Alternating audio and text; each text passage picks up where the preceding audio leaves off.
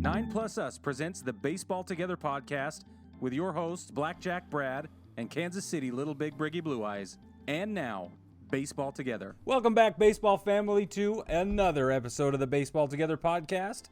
I am Brig. As always, I'm here with Brad. Say hi, Brad. Hi. That's right. That's right. We're here. Ready to go. Ready to go. We're ready to go. It is currently Monday night, September 14th, 2020. I don't know if you've seen the memes about us being on the home stretch of 2020, but it's very perilous still. The drawbridge that we have to walk, or the bridge we have to walk across, rather, is looking precarious. But that's fine. We still have baseball, and that's a terrific reality. Mm-hmm. Today we're going to talk about a whole bunch of current event stuff. We're going to start maybe teasing some playoff conversations, and then, because of these current events, we are going to talk about unwritten rules of baseball, okay? Mm-hmm. We have mentioned some of it in the past, and it's time that we just kind of dig a little deeper into this hole. And but anyway, we'll get into that a little bit later. That'll be the second and third segment of today's show. But first, Brad, we have got to take a trip to Wrigley and talk about Alec Mills' no-no. Absolutely. Now, Brig, you're going to have to tell me more about this, because all I know is that he is not a guy who this would ever be expected from. I think he was undrafted. Is that right? Undrafted, college walk-on. Okay. Let's see if I can get all my facts straight. He was DFA'd by the Rays not long ago. He had Tommy John. He's recovering. He used to have Tommy John. How do you say that? He had Tommy John. What is happening? Because Tommy John is not something you possess. You can't have it, and then you can't have had it. I don't know which tense I'm supposed to be in. The point is, he underwent Tommy John surgery, recovered from that, and then he just is a pick-me-up guy over in Chicago right now. And everybody, it's just the way it is. He's just filling a slot on the rotation. And the point is, though, he is now the 16th in Cubs history to record a no-no. The 16th in the entire franchise history. That's tremendous statistic right there. Yeah. And another cool detail before we jump back into Alec is that Giolito in Southside Chicago is the other one to have done it this season. Yep. Yeah. Chicago owns the no-nos this season. I love that. I think it's awesome. Yeah, it's kind of a crazy thing. Yeah. But as you're going through about Alec Mills, the thing that, I know they say this all the time, but don't ever, this is for the kids, don't ever let anybody tell you you're not good enough. Oh man. Don't let them ever say you're not big enough, you're not strong enough, you're not fast enough, because if you work hard enough, you'll get to where you want to be. And, eventually they'll say, okay, we can't anymore. But he got DFA'd. He got designated for assignment, cut by the Rays, and then the Cubs picked him up. Yep. I feel like don't give up until you're ready to not work for it anymore. Just work hard. You'll get there. You'll get to where you want to be. I like your point. Don't give up until you're ready to not work for it anymore. Mm-hmm. Because really that's what it all comes down to. Are you going to work for this or not? Right? Yeah. Are you still willing to put forth the effort? Just don't let anybody ever define your reality, your potential, your nothing. You do it. Take ownership. Yeah, so, sure. Yes. Wilson will be getting these lessons, so will the Bear, and everyone, hopefully everyone teaching their kids that too, because I've lived that part of my life. I've been in those situations, and it doesn't apply just to baseball, but right, absolutely. There's your public service announcement, unsolicited, for the day. The more you know. Oh, geez. Let's talk about what we don't know. That's easier. But anyways, so Brig, you watched this game, is that right? Did you watch it start to finish? No, I didn't watch it start to finish. I got and we're gonna have to get into this because I got the alert on my phone. Yeah, and it said, a no hit bid halfway through. It's like 6 innings or whatever. Yeah. In Chicago, and I was like, ooh. So when I get the notification, 2 things happen. One of which is I better start watching, and the second of which is But if I didn't watch up until this point, and now I start watching him, I gonna be the jinx. Is that what is gonna happen? And we're gonna get into that more a little bit later. Yes, but I have this warring sort of emotional experience. Yeah, it's a real thing. It's a real thing. It is. But I started watching the game in the 8th is when I turned it on. Okay. So I wouldn't be told what to do, I think is what the other thing that happened. You should turn this on. Don't you tell me what. You're not my coal mine supervisor, MLB. That's how I feel. Yeah. Definitely. Yeah. Mm-hmm. But so something else exciting happened on Sunday, though, not just the no-hitter. We had Albert Winnie the Pujols. He hit his 660th career home run to tie Willie Mays, the Say Hey Kid, for 5th all-time on the home run list. And if you ask me, that's quite an accomplishment for time. All time. Like, there's got to be crazy. longevity and consistency to make it that high on the list. And for those guys who make it, I mean, bravo to them. Congratulations to Albert Pujols. That is an accomplishment for sure. Yeah. No, it's so funny because every time he does something tremendous, something else tremendous happens in the world. And this is just, again, co-located with the no-no in Chicago. But the thing about Albert Pujols is he seems like such a stand-up guy. All those years in St. Louis, everybody was above reproach, really. I mean, I don't know. I love that this guy is under no suspicion of anything. There's no questioning how he got there. It's solid, everyday baseball, and he's been doing it forever and successful for forever. That's the best. Well, and I think when he left St. Louis and got to Anaheim, I think there was a little suspicion because I remember seeing an article somewhere. I can't remember. It might have been ESPN. I'm not sure. It might be a little reckless to be ESPN. But anyway, it said Albert Pujols is one of the greatest hitters of our generation, but I don't buy it. Yeah. Or he's has done it clean. He's one of the greatest hitters of our generation. He's done it clean, but I don't buy it, or something like that. Basically accusing him of using steroids. But his career arc has totally disproved that. It's proven that he is clean because he has the career arc of somebody who played just about every day and just tallied up injuries over time because your body breaks down. Yeah. And he's not hitting home runs at the same pace that he would be if he was on steroids. So no, absolutely. I think it's great that he's done it clean, done it the right way. And I mean, he's obviously got a spot in Cooperstown waiting for him. I just don't know if he's going to go in as a Cardinal or an Angel. Probably a Cardinal because he had better his peak years there. But yeah. I mean, that's really all it comes down to now.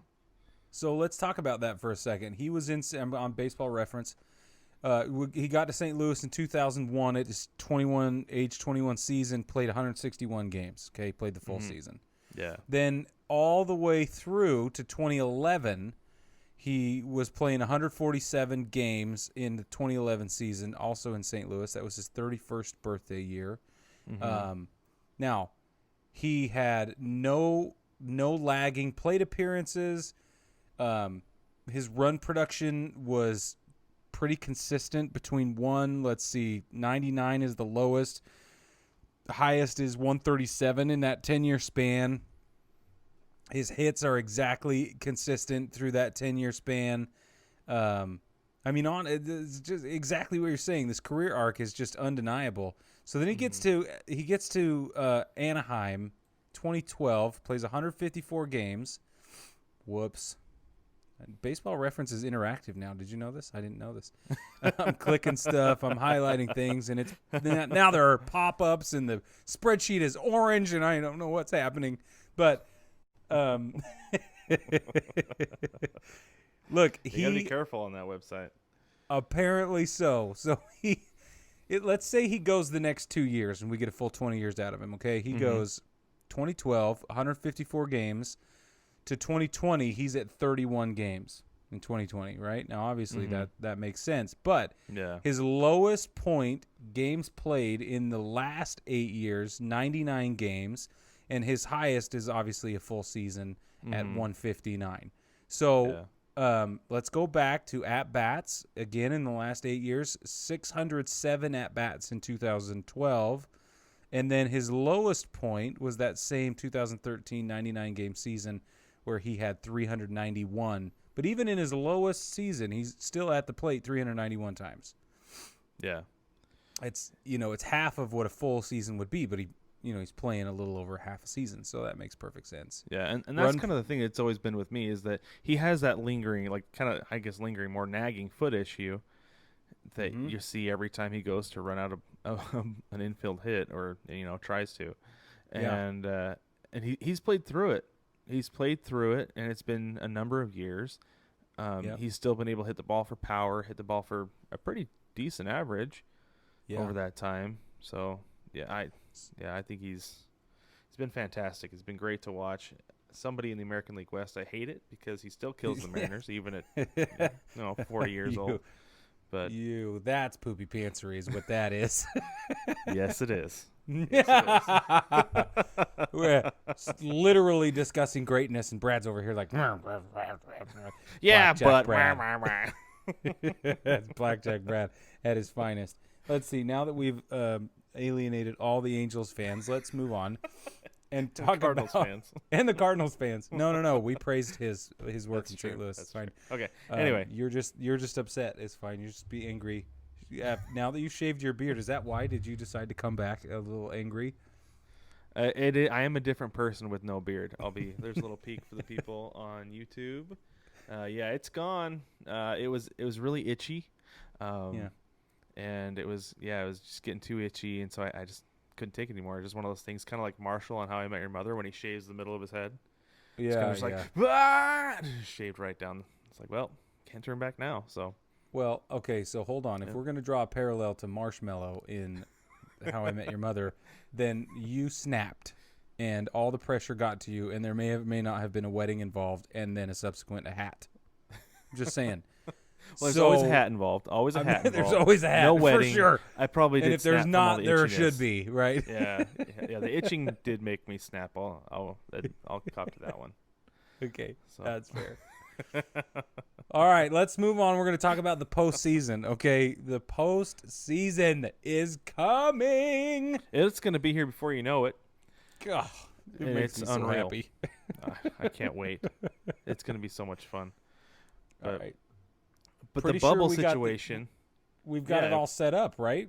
Yeah, it's all set to go. And I was looking at it, and it's kind of funny.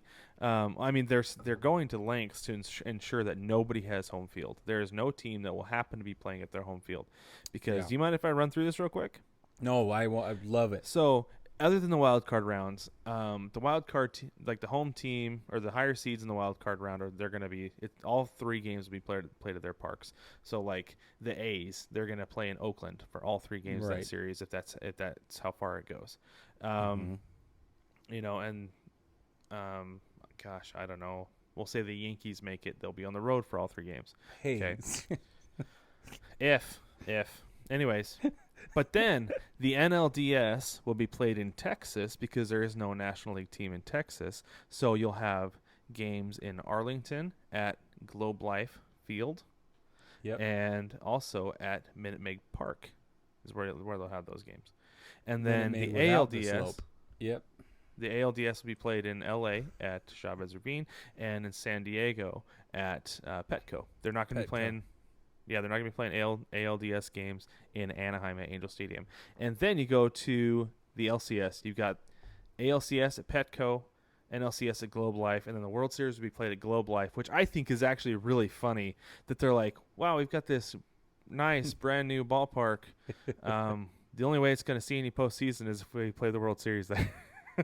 And they can't let us come, and it's just such a shame. You know what, though? Actually, about an hour before we came on, I saw an article that said the MLB is hopeful to have fans in the LCS and the World Series. What? So it could be a Super Bowl situation where fans are traveling to a neutral site to watch the games. I do that. Yeah. I mean, when I saw that, I was really bummed that they weren't going to do anything in Phoenix. It's like, well, shoot. Yeah. If you really want a neutral site for the World Series, bring it to Phoenix. So. Yeah.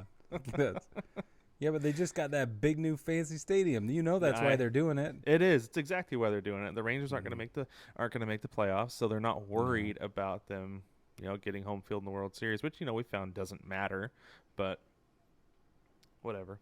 No, it's cool. It'll be cool. It'll be interesting to watch a neutral site World Series, and I'm curious if it ends up becoming a thing.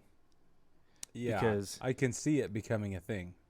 Yeah, I mean, that's one thing that I actually agree with Scott Boras. Is he's been pushing for this for years, and I think it would be really cool, get a bunch of fans to come for 7 games, and, it's nice to have it, I'm sure, I don't know, but I'm sure it's nice to have it in your home city, but if it bounces around, eventually it will be, So, yeah, but there's something very, very special, I would imagine. I don't know. I grew up in Utah, but I'm imagining there's something very special about having your team in your town. Yeah. I don't think that's deniable. I mean, it was so. I do know it with the NBA and the finals with the Jazz in the 90s. Yeah. Like that was pandemonium. Constantly was a party forever. Yeah. So it is special. It is different. I don't know. I think I disagree with that. It has its. I feel like it has its pros and cons either way. I do. No, it doesn't, Brad. It does. It does. No, it does. Because home field does not matter in the World Series. You could play it. You could play it at a neutral site, and you will still have the exact same outcome as you would if you were traveling back and forth. The only time that's been true is this last season. Home field has never mattered in the World Series. Back when they were doing it with the All-Star game, the winner it matters. So the winner of the World Series, or winner of the All-Star game gets home field. It didn't matter then. It doesn't matter now.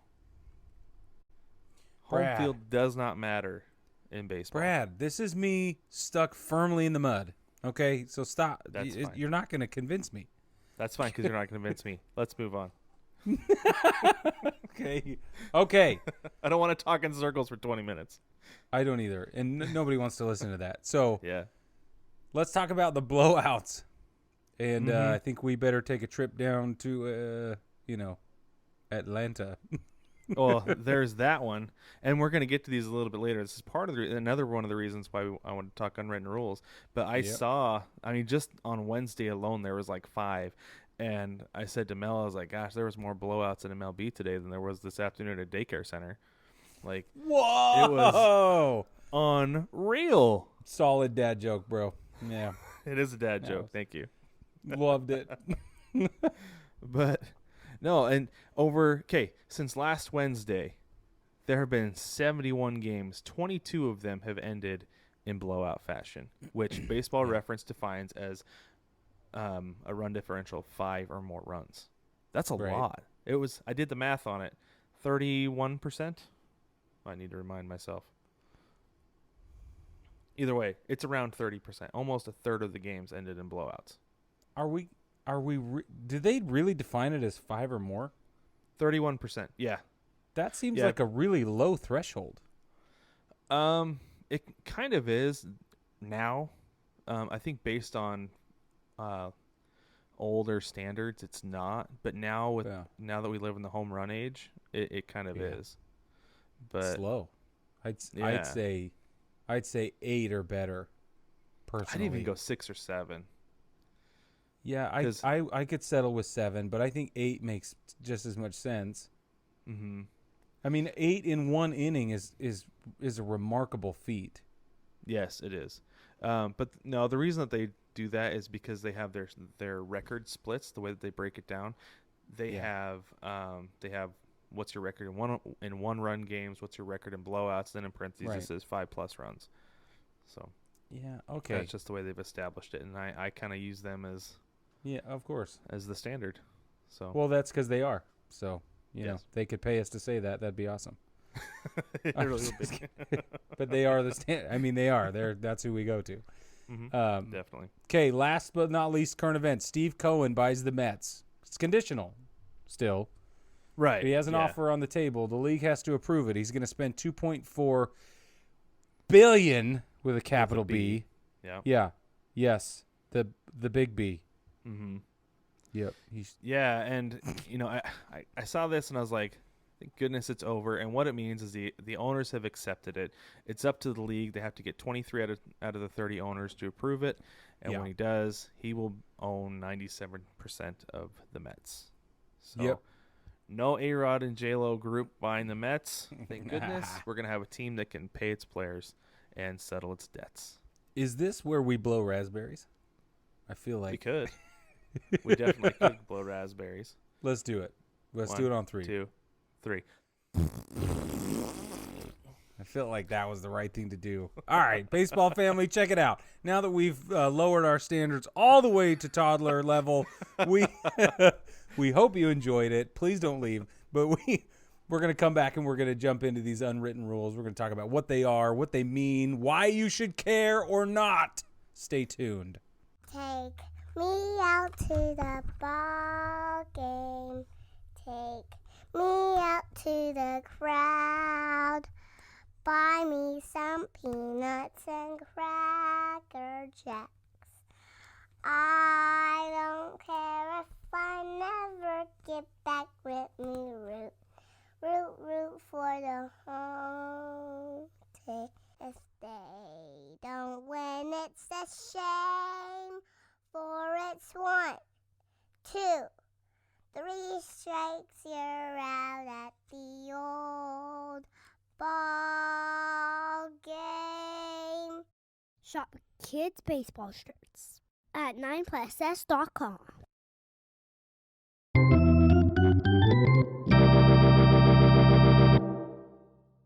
Welcome back, baseball family. So we talked about blowouts and we talked about no-hitters. Let's talk unwritten rules. There are some unwritten rules that are associated with each. And this is the thing that I think is funny is the rules are unwritten for a reason. Okay, let me just get this out of the way to start with. Wait. Are you on your soapbox? I'm just going to say, just let me say it real quick. Okay. So anytime I hear of the unwritten rules of baseball, I think of Captain Barbosa from Pirates of the Caribbean. Only appropriate that I'm wearing my pirate baseball shirt tonight. Yeah. I think of when they say, stick to the code. The code be but guidelines. That's right. That's really what the unwritten rules are. It's guidelines to be playing with etiquette. I guess you could say playing politely and having good sportsmanship. Yes. But that being said, all of those standards are also from the 19th century. Well, all of them, most of them, because that's where the unwritten rules come from. Mm-hmm. Okay, it started at the beginning of the game, we play gentlemanly, yes, put your bow tie tight and say yes, Oh, wow. Like that's, yeah. That, okay. Anytime I go into that voice, I channel my great grandpa, because anytime he'd try to teach us something, he'd be like this, see? Like, thanks, Grandpa. Well, he sounds like a terrific fella. He's a stand-up guy. A real swell guy, you'd say. Yeah, it's a real swell guy. But anyways, so Brig, that's where the unwritten rules come from, and that's why I feel like they've been challenged so much lately, because they've been in the game for over 150 years, whatever. 150 years, yeah, right. And a lot of them are out of date, and part of the unwritten rules are why MLB is fighting an uphill battle to bring in a younger demographic. Right. I mean, am I wrong there? I don't think you're wrong. Said the man. Are you fighting curmudgeonry there? Yes. I knew it. I even have my hands interlaced. Feel my fingers it interlaced. coming through my headphones as you're sitting there listening to me talk. It was just like poking me right in my ear. Curmudgeonry. I just am so excited to talk about this. But so those are the things we're going to talk about. We just talked about where they came from. Let's talk about what are they? What are the unwritten rules? What are some of the unwritten rules? All right. So let's go ahead and get into some of these unwritten rules. Brig, you mentioned one earlier. Sorry, go ahead. So Go ahead. So that's not what I was going to say. I was going to segue into that. So this weekend during Alec Mills' no-no, I had the opportunity to talk about what a no-no means to a friend of mine and kind of explain, not just the technicalities of it, but the details, the nuances, if you will, right? And one of the things. So here's the situation. I'm watching the game. I have it on my phone. I'm holding it up. And I'm in my garage while my toddler plays in the street because that's what kind of parent I am. Just leave me alone. And we're in a cul-de-sac. Okay, leave me alone. But she's in the street and we're running around, or she's running around. I'm sitting in my garage, and I'm watching the last 3 outs in the 9th inning. Right, so out 25 occurs, and I yell very loud, and another neighbor comes out of his garage too. And he said, "Are you okay, Brig?" I said, "Yes, I'm doing great, actually." He says, "Everything, what's going on?" And I said, "Look, history is being made in Chicago right now, but we are not going to talk about it." And he said he must have been able to hear the game audio because it was quite loud. And I said, because he kind of, he walked over a little bit, and I said, and he said, "Well, what's happening in Chicago?" I said, "We are not going to talk about it, but it's very exciting." And then he muffled something. I don't know. It may or may not have sounded like no-hitter. I don't know. Maybe. It was this jumbled mess of consonants and vowels. He turned. I wasn't actually paying attention. Who knows what he said? I'm not going to acknowledge it. But he said, he walked away and said, "Oh, okay." He turned around, and he gets it. Yeah. He gets it. So then I'm screaming, and everyone knows I'm fine, and we don't talk about it. So that's So one of the things that, in case you didn't know, one of the unwritten rules is that you do not talk about a no-hitter. And this is something I alluded to earlier when I said I get the notification on my phone from MLB.com, and it says there's a no-hit bid through 6 in Chicago or in Milwaukee right now for Cubs Wrigley pitcher North, as they Alec like to Mills. call it. And I'm like, what the freak, man? We're not supposed to talk about it. How did I just get a notification? You guys are MLB.com. Pull your head out. So now here's my thing with not talking to a pitcher during a no-hitter. Like, I understand why. You don't want to get it in his head, right? Because he starts pressing, he probably won't make his pitches. I get it. Right. I get it. But my question to you is this more of an unwritten rule, or is it more of a superstition? Well, so it's interesting. We didn't get into the divergent mentalities because you're right. It originated as you do not talk to the pitcher during a no-hitter. But it has morphed. It has morphed into not. Yeah, now you don't talk about it. Yeah. Nobody. Yeah. And so I feel like in the dugout it's an unwritten rule because it's like, dude, you don't say it. You don't want it floating in the ether because you don't want it to land in his ear. That's right. And I guess that's where it comes from with the fans too, because you don't want there to be in the stadium. You don't want there to be kind of like a low mumble of no hitter. No. Yes, of course. Nobody's gonna hit. You don't want that flowing, like I said, through the ether because it might end up in his ear.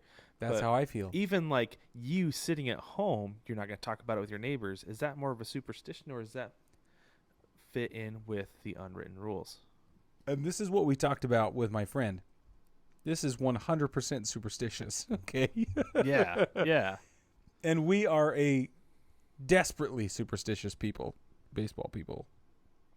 We just are. I'm not going to apologize for it. I just won't. In fact, I think that's a whole nother episode, superstition. Yeah, for sure. But you're right when it comes to drawing a line between the two.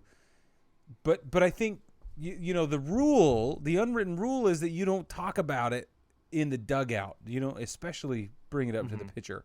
But it's become a fan rule. Mm-hmm. Yeah, because I had a friend in high school threw a perfect game, And, wow. And it was while I was injured. So I was keeping book, and I came to the realization I want to say it was like in the 5th inning or the beginning of the 6th that I was like, Soch has a perfecto going. And I kind of looked at the guy next to me, and he goes, "Don't say a word." It's like, all right, yeah, we got it. And he went on. He finished it. He finished the perfect game. He did it. And I'll tell you this: he's the one guy I caught in my entire life who had big league stuff at 15, and he ended up tearing his rotator cuff and couldn't pitch anymore. Man, but that's a whole different thing. But anyways, yeah. So I get it. I get, like, in the dugout, you don't say anything. You don't even get it out there because you don't want the pitcher to get in his own head, because that can happen, especially with pitchers. Well, and he's already there. That's the problem. Yeah. So if you read David Cohn's autobiography, Full Count, you'll get a really good insight into what it's like to be a pitcher in a no-hitter and a perfect game scenario. And the way he translates that experience and gives it to us is gold. Mm-hmm. It really is super, super well written. There's a lot of stuff about that book that's well written, but especially that chapter about the perfect game was fantastic. Well, the whole thing is framed in that. Yeah, he starts the narrative, and then he works into it, and then he gets in. Oh, it's just terrific. But so yes, there are more rules surrounding a no-hitter that we should talk about. One of them is you do not bunt to break up a no-hitter. That's a violation of the unwritten rules. Mm-hmm. And for me, go ahead. I was just going to say about the bunting. So I don't feel like if you're a guy who doesn't typically bunt, okay, I get it. Especially if the shift is on, because because you're not normally going to bunt to beat the shift anyway. So I don't think that guy should be doing that. Okay, it's kind of a cheap move, especially against the shift. Like, to me, it's like, okay, that's pretty messed up. But a guy like, if you've got like D. Gordon or Billy Hamilton up to bat, and everybody's playing straight up, and you've got 1 or 2 outs in the 9th inning, and you're about to get no hit, like, those guys can absolutely lay down a bunt because that's something they would do normally. Kyle Schwarber's one of the best in the business, which is strange to me. It is. I'm not arguing with you there, but I just want to add that, keeping it in Chicago for today, that is absolutely true. Yeah.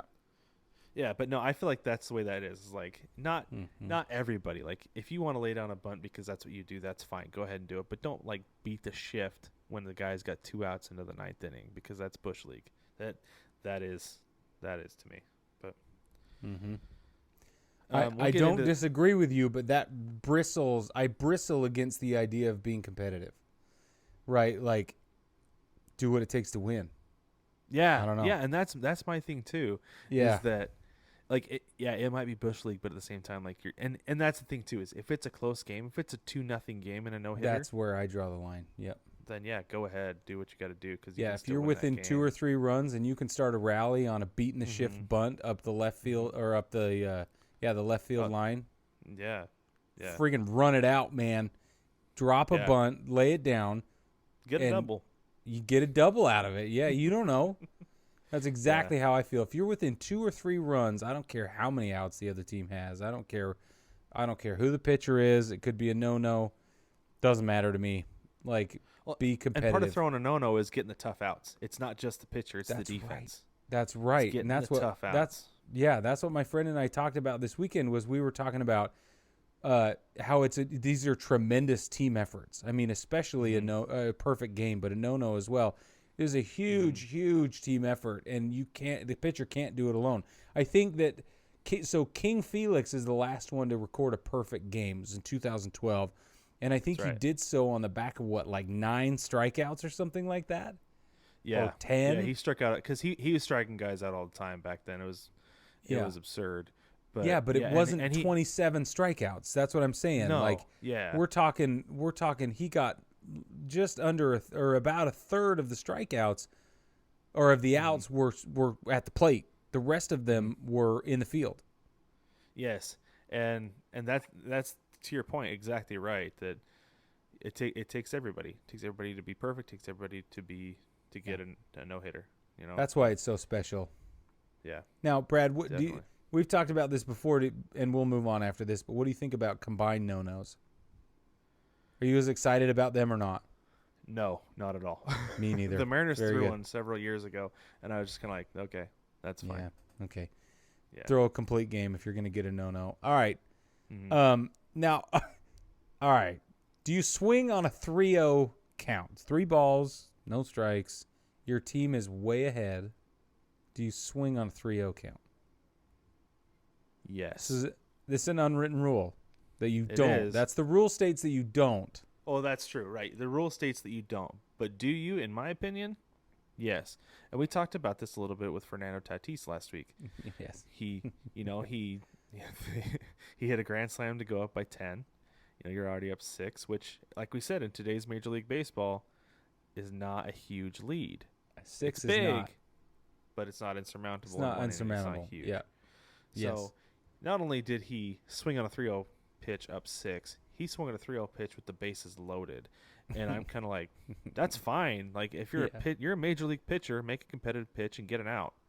Right. If you want to try to get him to chase something, that's fine, but don't just groove something 3-0. I think that's an absolutely absurd rule that guys I should do be too. able to swing on any count whenever, because we played in a state tournament in high school where we blew everybody out. I think we ended up, like, our final margin in like 5 games was like 85 to like 6.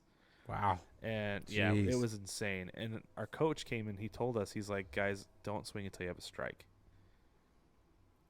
because we were hitting everything, and I don't feel like that's an okay thing. I mean, at that level, yeah, because you got to show some more sportsmanship because kids have feelings. But at the major league level, They don't. I don't care about your feelings. Your bank account is your feelings, and you can go home and you can cry on $100 bills. So, Wow. Ruthless And- Blackjack Brad. Maybe it is the beard. I don't know, but no, I don't feel like at the major league level, you're a professional. Play professionally, get an out. I don't care what the count is. I don't care what the score is. You've got to get 27 outs to get out of the game, and nobody should be going easy on you because you're I a agree. grown man.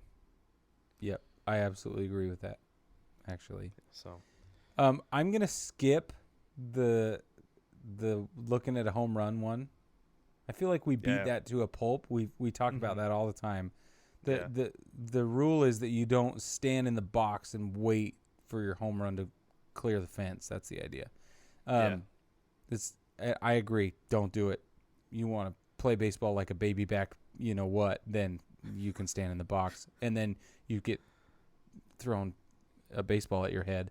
And we're going to talk about that later, but the next rule, let's talk about this. Do not steal bases if your team is ahead by a significant amount. Think of all the squishy language in that one. And that's what you talk about being competitive. Yes. Be competitive from start to finish. You don't go out there and say, we're up 6, I'm not going to run. I mean, especially with nowadays when guys have enough incentives built into their contracts. I mean, I watched the Mariners a couple weeks ago.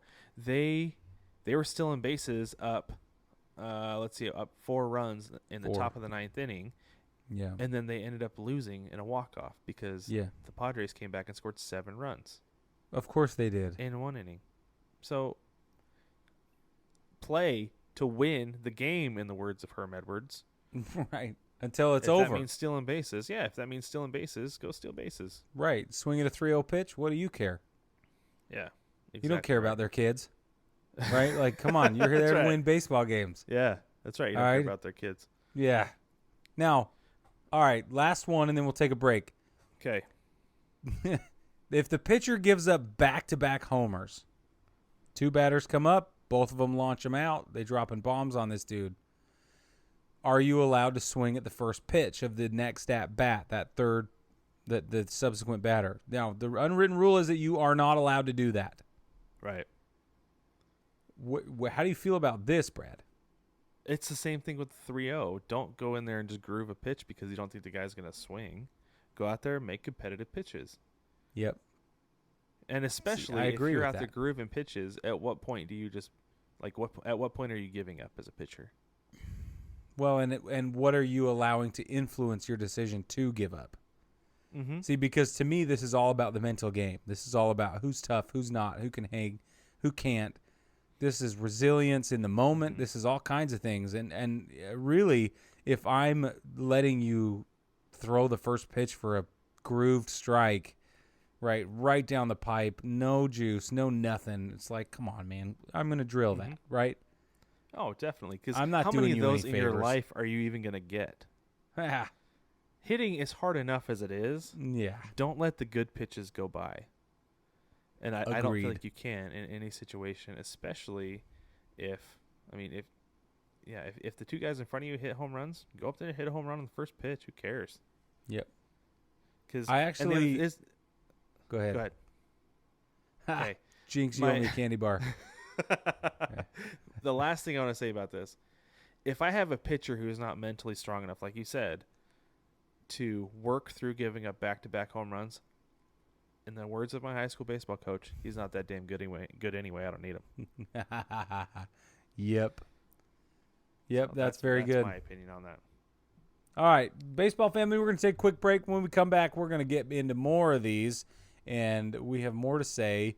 And I bet you didn't see that coming. No matter which ballpark you're at, you want to rep your team. Now you can with 9+ Us. Welcome to the Big City Series. With every design available in your team's colors, you can fit in with the home crowd or stand out on the road. Either way, we have the colors you crave. Shop the Big City Series and find designs that rep your favorite baseball podcast, cheer from the cheap seats, and much more. Shop the Big City Series only at 9plusus.com.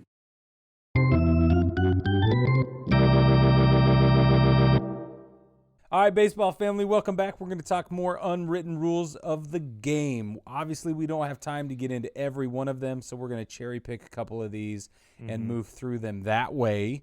Some of them are ridiculous, as I think, have clearly stated, but perhaps we should take some time and talk about some that are less ridiculous. Brad, what do you think? Well, this one that I kind of get this one, but at the same time it is a little bit ridiculous. A pitcher who's removed from the game in the middle of an inning must stay in the dugout until the end of the inning. It's like, yeah, that's a good example. Yeah, like you're in. It shows that you're in with the team, right? Okay. But I can also see you've been out in the dugout or out in the bullpen for a while. You might have to go to the bathroom. I mean, we had an incident this weekend, right? So, like, if you gotta go, you gotta go. That's cool. But come back, hang out with the team. Doesn't matter if you just got rocked for 7, 8 runs, whatever. Go sit in the dugout, eat some seeds, drink some Gatorade, and then when it's over, pull a you can go ahead prank and on go shower. somebody. Yeah, that's put right. some That's bubble gum what on I a say. hat, whatever. Just that's you perfect. can unwind in the dugout. You don't have to go unwind in the clubhouse. Yeah. There's plenty. Well, to and you do should in the dugout, unwind with your trust me. people. Yes. You really should. Yeah. So what about a pitcher not indicating that they are displeased or at all discouraged by the play or lack thereof of one of their fielders? Okay, so the way I look at this is an error. Should not indicate displeasure with an error, because errors happen. That is the Errors official happen. rule. To me, like if an error happens, like it's just the nature of the game. You've got uneven ground. Sometimes you got even a pebble. Like we saw a ball hit off third base the other day, and the Marlins third baseman made a great play on it. Granted that wouldn't have been an error, but just like just you pick each other up in baseball. You don't put each other down. It's a hard enough game as it is that if something like that happens, you shouldn't be like, golly. Don't make any faces. Nothing. You can make faces on a bad hop because that's out of their control. Sure. It's just like, man, but dang. But don't get down on guys. Defense is hard enough to play as it is. Don't make it any harder, because if they get in their own head, same thing with pitching. If fielders get in their own head, we saw with Chuck Knobloch, a great second baseman, got the yips, couldn't throw the ball to first base anymore. Yeah, no, it's true. So, all right, so let's swing all the way over to the other side. Let's talk about stuff that I think makes a little bit more sense. How about not rubbing the part of your body that was hit by a pitch? Okay, tell me about that. So, I mean, this just comes down to machismo, honestly, toughness. That's really what it is. And my thing is like, It hurts. Rub it, man. You think so? See, no, Yeah, I'm like, no, you can't have the satisfaction. Yeah, no, it hurts. Like, rub it. I Yeah. don't care. Make it feel like if you need a little bit of ice, man, do it. Like, you need that magic spray. Yeah, do what you got. It hurts to get hit No, with a man. baseball. No, I totally disagree with you. Okay, there's nothing more exciting than watching a dude get drilled in the small of the back and him turning around cold as ice and staring that pitcher in the face, and not one iota of pain is on his Okay. face. There's No, nothing I'll- better. I'll give you this. We're talking 100,000 people between the attended fans and the people on TV go, oh, and then he just turns slow and cold. There is nothing better than that. Okay, let me give you this. I will say this: out of anywhere on my body, I would much rather get hit in the back because I'm not gonna rub it because I can't reach it. But second, like, it's easiest to take a ball in the back. Okay, like, yeah, Okay. don't rub the back, but you get hit in the butt or the leg. Yeah. Like, yeah, right. give it a little bit of rub. Rub No, that I pain off a disagree. little bit. That's And especially you get hit in the hand or the wrist. That's Yeah. different. The hand is different. 'Kay. Sure. There are Yeah, certain but you get places hit in the that meat. hurt way worse than others. Yeah, and I of think course. you have license to rub that. But the back, Every- stare him down, Yes. go walk down to first base, and then go steal second on him.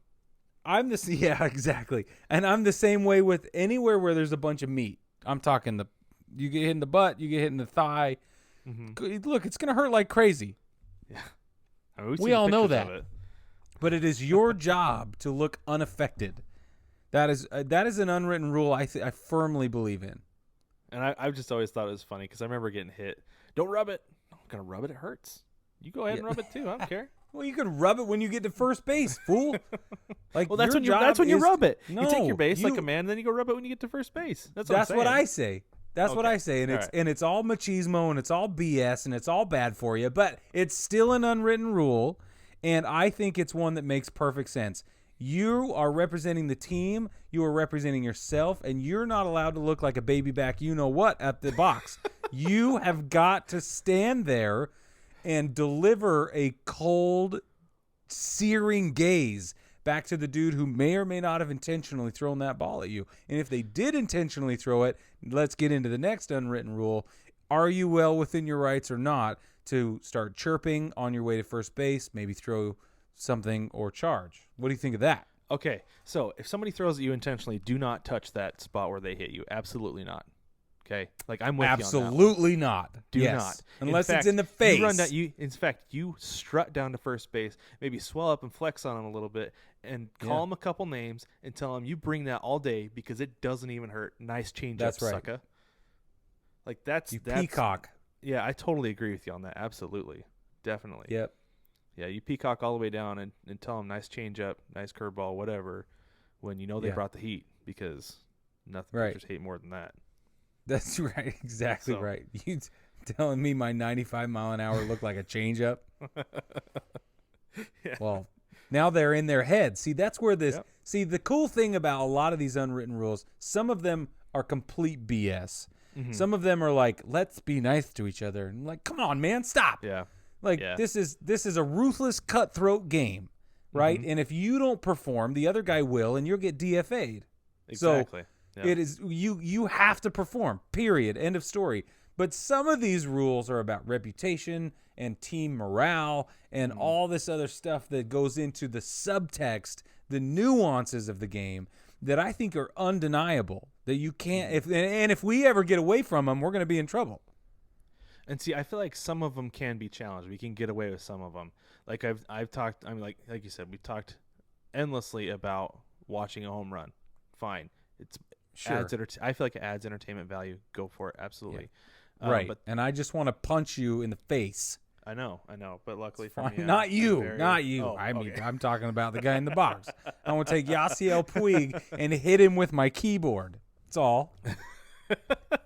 That's true. Like, lick your bat. How does it taste? How does the V key taste? I'm going to smack him. That's all. But some of the things that we've seen this year, we talked about. We talked about the game policing itself. We had some issues with the Astros, both pitching and hitting. We had, we talked about Free Joe Kelly, and him Yes. throwing behind Bregman and Correa and chirping at him a little bit. But then you had some Astros throwing at Ramon Laureano. Is that who that was? Yeah, I think that is who it was. Yeah, and they threw at him, and he was barking a little bit, chirping a little bit at those guys, and then there ended up being a little bit of a scuffle. Not much more than that. I wouldn't even say just a little dust up. or yeah. It didn't go to fisticuffs. No, it did not. Wasn't a Donnybrook in the infield for sure. Yeah, definitely. But so I ask you, Brig, which one of those was more on the right? Was Kelly more on the right throwing at the Astros? I mean, I guess this is a dumb question because we know why Kelly did it. The reason the Astros were throwing at Laureano was because he's hitting home runs. Is it okay to throw at a guy if he roughs you up for 4 home runs in a 3-game series? Like, no. Do you feel like that's okay? No. And I don't either. Be better. Yeah, exactly. Be better. Be mentally tougher and throw better pitches. And it goes back to that not swinging at the first pitch after the pitcher just giving up back to back. That's right. It's like that's on the pitcher. Now, hold on. The value has changed, though, because 30 years ago, this was 35 even. This was way different. You crushed it even one time against Nolan Ryan, and he was going to put you right back in your diaper. Same thing with Bob Gibson. Bob Gibson's a great example. If you hit a home run off of him, you knew you were getting hit or thrown at the next time you got up there. One time. You get one time, and then he is going to put the pants back on in that relationship, and he is going to make sure that you are crying for mama. Yeah, exactly. I will tell you that level of ruthless policing itself, sort of Wild West baseball, I love it. I am drawn in some misplaced or some misguided, ill-placed, macho, sort of just gritty, like, I don't know, old school, like toxic masculinity or something, but it strokes that part of me that I can't get very often. And see, for me, what it is, it's pouting. Of course it is. That's why it's toxic masculinity. Striking out is just as much as part of the game as hitting a home run. Agreed. There's no reason you should be throwing at a guy because he succeeded against you. He's going to fail against you 9 out of 10 times he sees you, especially if your name is Nolan Ryan or Bob Gibson. Let him succeed against you one time. He's not going to do it again. Yeah, but listen, he doesn't have you figured out. Nobody has you figured out. Right. But nobody has them figured out because they will throw at your face. And that's part of the dynamic. Now, listen, here's the problem. I'm not saying it's right. I'm not saying I agree with it. I'm just saying that it does add a dynamic you can't get anywhere else. It is a hunter-gatherer sort of hyper-vigilant, I'm in charge mentality that we are losing in baseball. Is it right that we're getting away from that? Absolutely it is. But we have to acknowledge the past as the past. We have to put those values and those systems in place because that's what it was. And back then, not only was it wildly acceptable, but it was also completely the norm. Right. And back then, I mean, it's like what people talk about the NBA now. They're like, oh, guys who played in the 80s, I love the 80s because it was like, clotheslining guys and hard fouls. You couldn't get to the hoop, and now just you can't touch anybody. And it's like, okay, but those were the rules then. These are the rules now. Basketball is far more entertaining, and the ratings are better now than they were then. With baseball, you risk losing your stars. I mean, think about how much Mike Trout would have gotten thrown at. A ton. And not because of launch angle. He's not hitting home runs like these other guys do. He has a natural home run swing, and he is incredibly strong. He's going to hit a lot of home runs, whether it's the launch angle era or it's the 70s when guys are going to throw at him. He'd be getting thrown at every other game. He would. I agree with you. I'm just saying that was a dynamic of the game back then that we don't have today. Right. Yeah, and I still just can't comprehend it. I don't understand it. I do understand it. I'm not advocating for it. I'm not saying it's right. I'm just saying I get it. It's not hard for me in my mind to say Nolan Ryan feels like he is on top of the world on that 18 inches of mound. Okay. Right. And he feels like he is absolutely not only in charge in the moment, present minded, but entitled to being in charge. Where his His role is to dictate not only the pace but also the execution of play, and he is going to do everything in his power to single-handedly affect the outcome of the game. Now, if he throws on you, and let's say something doesn't break and it hangs, which happened occasionally, and some guy goes yard on him, then he will do everything in his power to make sure that he is back in the driver's seat dictating the game, because he genuinely feels he is entitled to managing the entire pace of play. He feels like not only is he entitled to it, but it is his sole duty and responsibility. And that's part of that mentality is what made him so effective, and why every time we talk about the greatest pitchers of all time, he's at the top of the list. Okay, now I got one for you. Okay. So last Wednesday, this is what started this whole string of blowouts. Yes. We had the Braves and the Marlins. The Braves beat the Marlins 29-9. We had in the bottom of the seventh inning, the Braves were up 25-9. Yes, they were. Lowered the bases, and then you've got Adam Duvall gets up and hits a grand slam to put the Braves up 29-9. Do you throw, or do you find it acceptable to throw the next pitch at Ozzie Albies?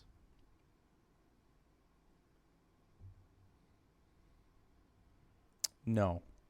Okay, because that's what would have happened before. Ozzie Albies would have taken it to the dome. No, I don't think it would have. I do. Up 25-9, and the dude hits a home run with the bases loaded, gets a grand slam. Ozzie Albies would have been down and out. No, he wouldn't have. No. He would have been down and out the next time they came to play each other. The next time they saw each other, no, Duvall would have been down. Duvall would have been down and out the next time they played each other. That's exactly right. But no, I think the very next pitch would have been headed at, no pun intended, Albie's head. I like what you did there. No, I think it, and it depends on whether there was a pitching change between those two instances. I don't think it depends on a pitching change either. I think no matter who's throwing the ball, if they bring a new pitcher in, the reliever, they're handing the ball and it's like, you know what you need to do. Yep, I do. He's down. Yeah. And and the same pitcher, I think he's like, well, that sucked. Boom. Yeah, but I'm telling you, look. So Nolan Ryan, he's a terrible example. Let's say somebody else gives up that many runs back then. Okay, somebody who's way less capable. And because Nolan Ryan would never have done that. But let's say they give up that many runs. They are packing it in and waiting for the next appearance, the next opportunity to face this team. They are not going to execute retribution then. And if they do, it will be seen as petty and disingenuous and whatever else. That's disingenuous is the wrong word. But you know what I mean? Like, it will be seen as petty and small. But the next time they saw each other, everybody's on the docket. Everybody. And they know they're going to run through ejections like crazy. And everybody's okay with it. Do you think Acuna is up to get plunked the next time then? Everybody. Because 35 years ago, 40 years ago, everybody. I mean, that's the way it would work, is especially the leadoff guy, like Acuna. Yeah, you'd much rather hit him than have him swing his bat. Oh, for sure. Take your base, but send a message at the same time. That's how it all was, old school. Yeah. Yeah. But no, I feel like Albies is on his back, though, the very next batter. That's how I feel like it would have worked. Okay. And 35, 40 years ago, maybe so. Yeah.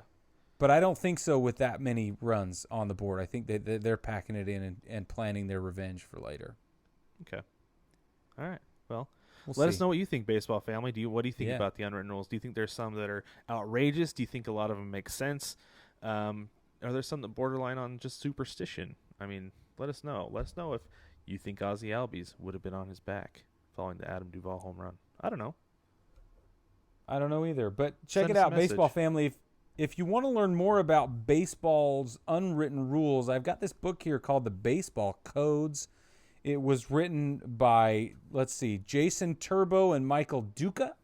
It's a terrific read. It's kind of dense, I'll be completely honest with you, but it does get into the details. It does give you play-by-play scenarios to help kind of set up the situation so you understand what happens.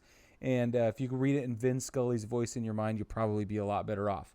So that's what I did.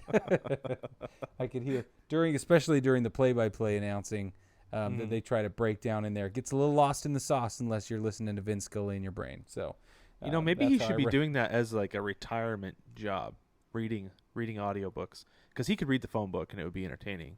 Oh, for sure. He'd make you feel like you were sitting right there. Let's reach out and pitch the idea to him. That's a good idea. I love it. Anyway. Baseball family, don't forget to jump on the shop, 9plusus.com. That's NINEPLUS.com. Like I said last week, we got some new stuff coming for cold weather fans. We know it's getting in the 50s in Chicago right now. In Philadelphia, it's getting a little bit cold as well. Other places, I know in Buffalo, it's getting a little bit cold now that the Blue Jays have come in from the Great White North. So we are planning some releases coming up very soon. We're very excited about them. Don't forget to jump on there, grab yourself something nice, and we'd love to see it from you. For sure. Send us a message. Send us a message on Twitter, Instagram, Facebook. Join the Facebook group. 9plusus VIPs. Send us a request. We'll let you join.